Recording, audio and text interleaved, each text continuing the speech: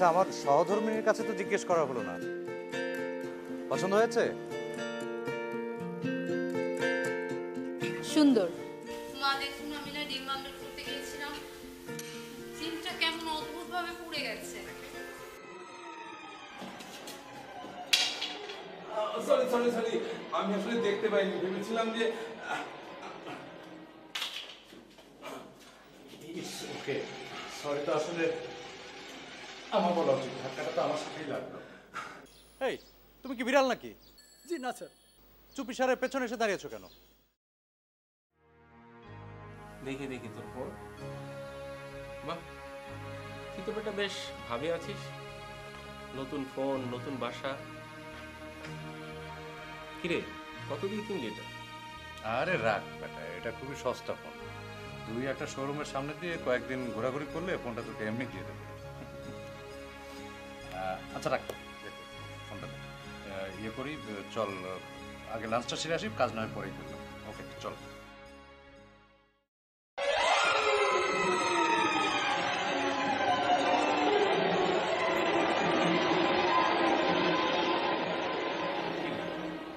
কি হলো? না কিছু না, তুই এক কাজ কর, ওই শোরুমের সামনে আরো কয়েকটা দিন ঘোরাঘুরি করে একটা নতুন ফোন নিয়ে নে। এটা বদলিয়ে ফেল, এটা লেন্সের সমস্যা আছে।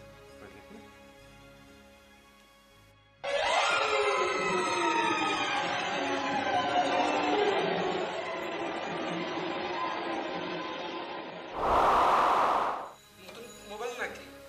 তোর ছবি তুলছিস না? তোর একটা ছবি তুলি।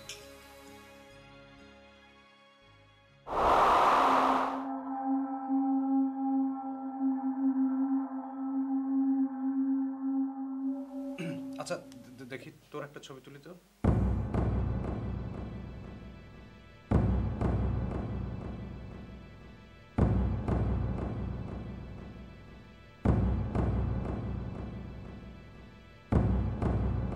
আচ্ছা আমার একটা উঠে।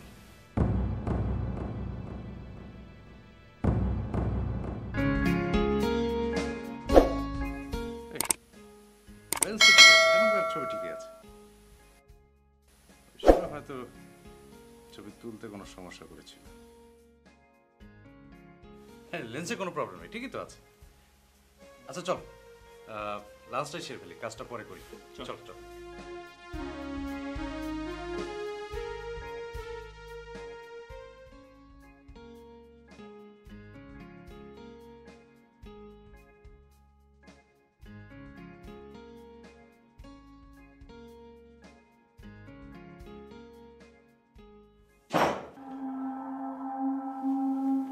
কে কে ওখানে? আমি তো মনে হচ্ছে হেঁটে চলে যাচ্ছে।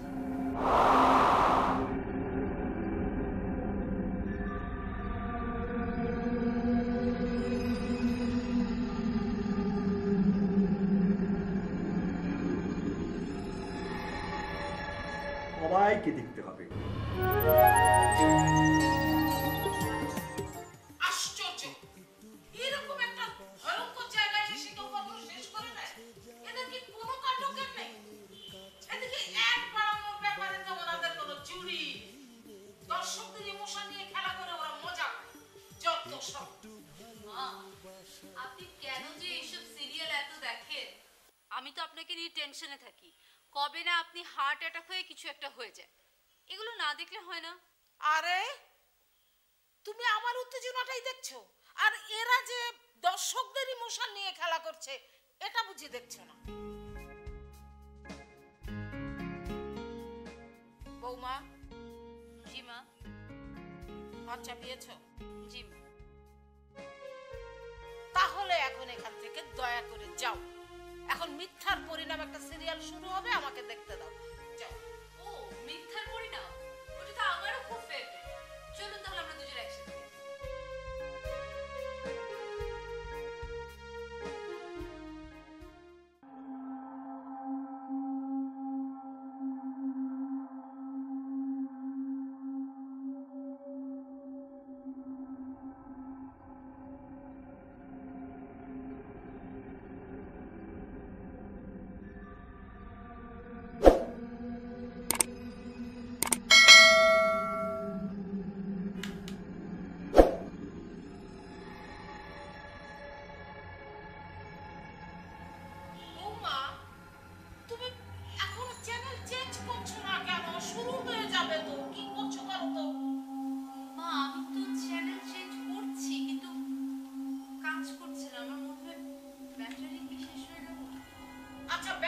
তুমি শেষে তাহলে এক কাজ করো, শোনো পার্টটা চেঞ্জ করে দাও, যাও। আচ্ছা দিচ্ছি। সিরিয়ালটা শুরু হয়ে যাবে, বৌমা তাড়াতাড়ি করো। দিচ্ছি।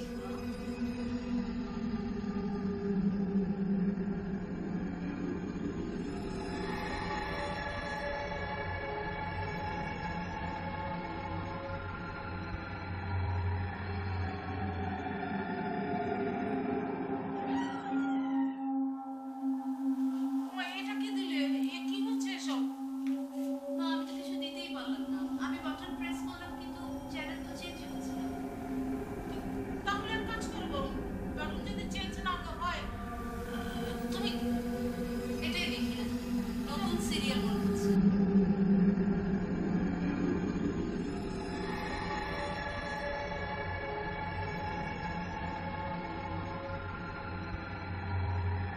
মা এই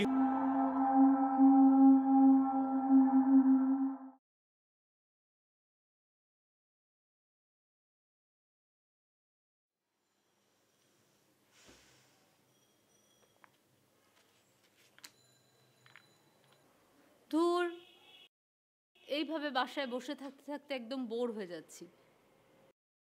ওদিকে শাশুড়ি তো চাকরির নামও শুনতে পারেন না।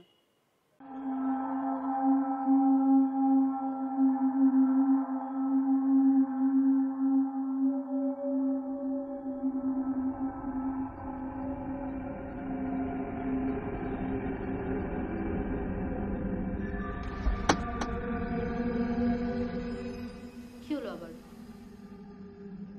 মনে হয় রান্নাঘরে।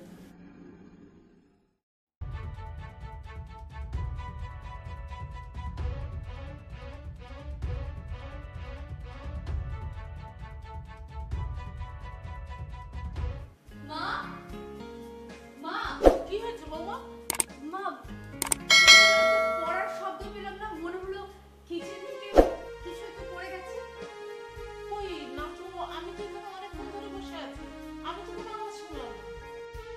ও মা, আমি তো আমার ঘর থেকে স্পষ্ট শুনতে পেলাম। তবে কি জানো বৌমা, আমার মনে হয় এ বাড়িতে কিছু একটা গোলমাল আছে।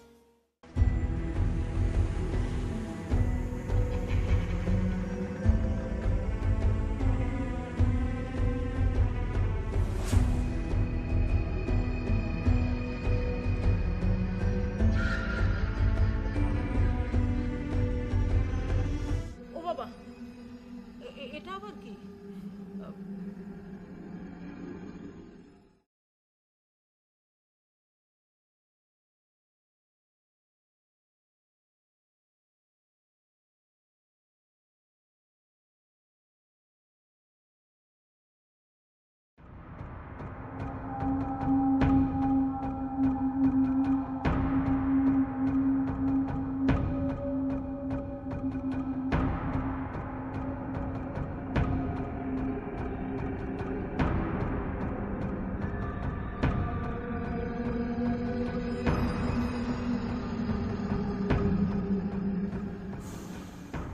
গাট রে, কি যেন নাম বেটার?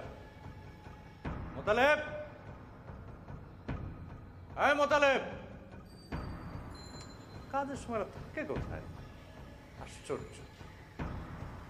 আসিস বেটা এবার বকশিস নিতে।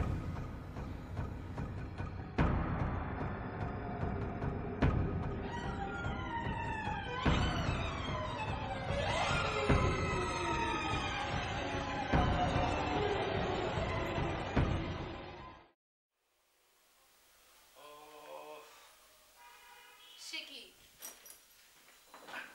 তোর এই অবস্থা কেন চেহারা? আর কেন, সারাদিন অফিসে খাটাখাটনির পর সিঁড়ি বেয়ে 6 তলা ওঠার পর কেমন লাগে সেটা তুমি কি বুঝবে? ওমা, কেন লিফট? ওই লিফট, ওইটা তো আজ 2 দিন ধরে নষ্ট। সিকিউরিটি বেটাকে বললাম ঠিক করতে, ঠিক করলো না। একটা ফাজিল কোথাকার, 2 দিন ধরে ঘোড়ার ঘাস কাটছে। আচ্ছা ঠিক আছে, কালকে আমার অফিস ছুটি, আমি দেখবো, হয় স্পার না হলে ওস্পার। না কিন্তু ও তো আজকে ওপর এসেছিল, ভাইয়া ওকে বাজার থেকে কি যেন আনতেও বলেছিল। তো ও যদি এত ফাঁকিবাজ হয় তাহলে আমাদের জন্য বাজারে যাবে কেন? কি জানি, ভাইয়া হয়তো বেশি বকশিস টকশিস দিয়েছে। এখনকার সিকিউরিটি গার্ডরা তো তোমার বকশিস পেলেই বস। এনিওয়ে, ভাইয়া এসেছে? অনেক আগে এসেছেন, ভাইয়ের রুমেই আছেন। ঠিক আছে, পরে তাহলে কথা বলে নেব। হ্যাঁ, তুমি একটু রেস্ট নাও, আমি একটু দিকটা দেখি। হ্যাঁ,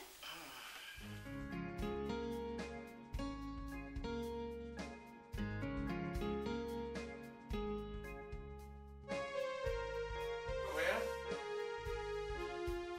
হ্যাঁ আয়। ভাইয়া, আমি ভেবেচিন্তে দেখলাম যে তোমার এক্ষুনি একটা বিয়ে করা উচিত।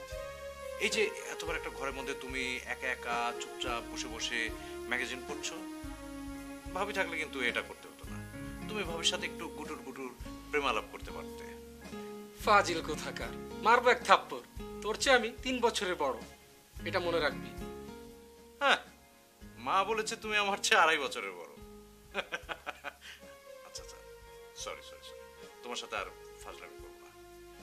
তবে ভাইয়া, ব্যাপারটা কিন্তু সিরিয়াস। তুমি একটা বিয়ে করে ফেলো, তাহলে কি হবে, এই যে আমাদের পরিবারের একজন সদস্য সংখ্যা বাড়বে, আবার তোমার এই একাকিত্বের একজন সঙ্গীও পাবে। হ্যাঁ, তা ঠিক বলেছিস। আসলে আব্বা মারা যাওয়ার পর সংসার হালা আমাকেই ধরতে হয়েছিল। সেই সময় এসব চিন্তা মাথায় আনার সময় ছিল না, তুই তখন ছোট ছিলি। তোকে লেখাপড়া শিখিয়ে এই পর্যন্ত আনাটাই ছিল আমার চ্যালেঞ্জ। তোর বিয়ে দেয়া হয়েছে, এবার আমার নিজের জন্য চিন্তা করতে পারি, কি বলিস?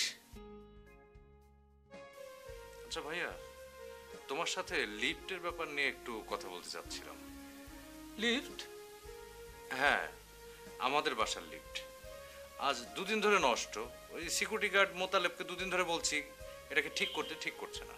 এটা এত বড় একটা ফাজিল। আচ্ছা, কাল সকালে একটা কাজ করি, চলো দুজন মিলে বেটাকে একটু ধোলাই দেই। বলিস কি? লিফট তো নষ্ট না, লিফট তো ঠিকই আছে। কি? হ্যাঁ, আমি লিফটে করেই তো আজ উপরে এলাম, কোনো সমস্যা তো হলো না।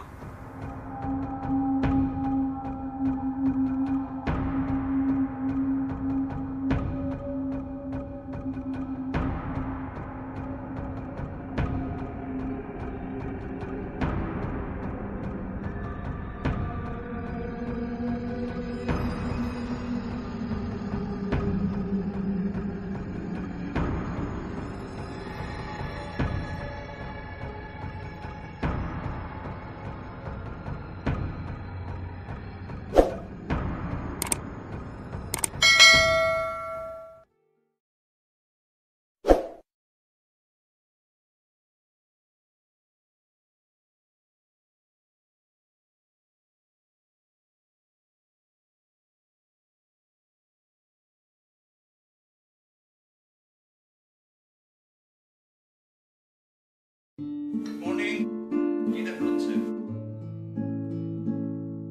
দেখ কাকে দেখাচ্ছে। আত্মা অবিনশ্বর, আত্মার মৃত্যু নাই,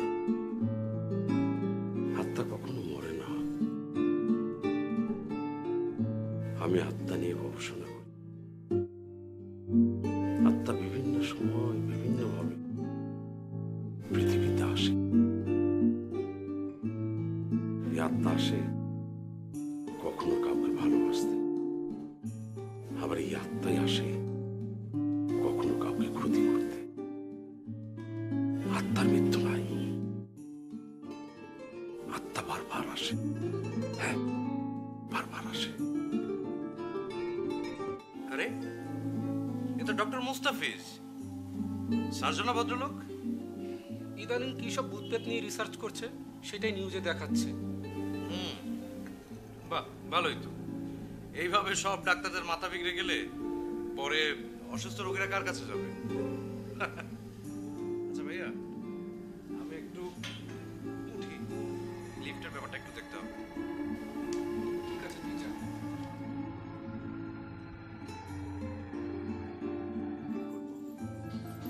হ্যাঁ, কি ব্যাপার, কাকে এবার পিক করবে? কেন, আমার কলিগকে? কলিগ কে? আচ্ছা, তোমার অফিসে জিএম কয়জন? একজন। একজন? হ্যাঁ, ফোনটা দেখছো? ফোনটা কোথায়? তোমার তোমার ফোনেই তো ও বালিশের এখানে। দাও তো টুথপেস্ট। দাঁড়াও, তোমার একটা ছবি তুলি। রেডি? একটু